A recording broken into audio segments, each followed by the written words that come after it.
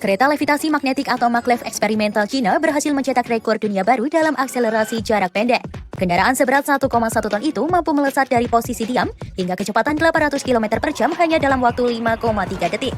Pengujian dilakukan di lintasan sepanjang 1 km di Donghu Laboratory, Provinsi Hubei, Cina.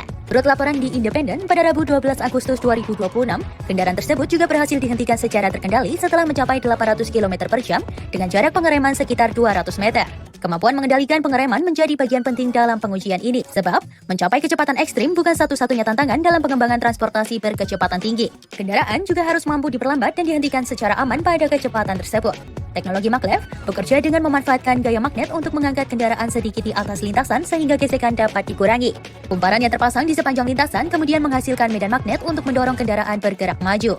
Rekor 800 km per jam ini juga menjadi pencapaian ketiga kendaraan eksperimental tersebut. Pengujian pertama dilakukan pada Juni 2025 ketika kendaraan mampu mencapai sekitar 650 km per jam dalam 7 detik.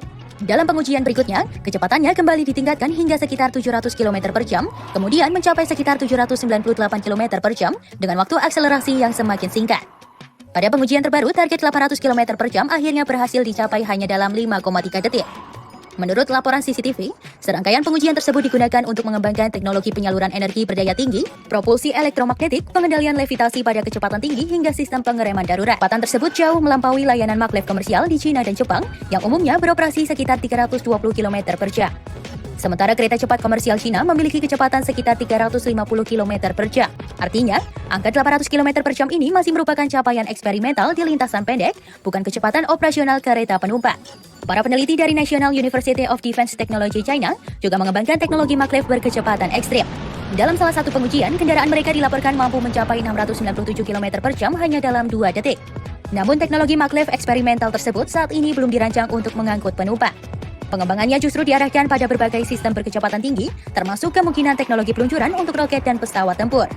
China juga mengembangkan konsep kereta dalam tabung bertekanan rendah atau bahkan kondisi vakum untuk mengurangi hambatan udara.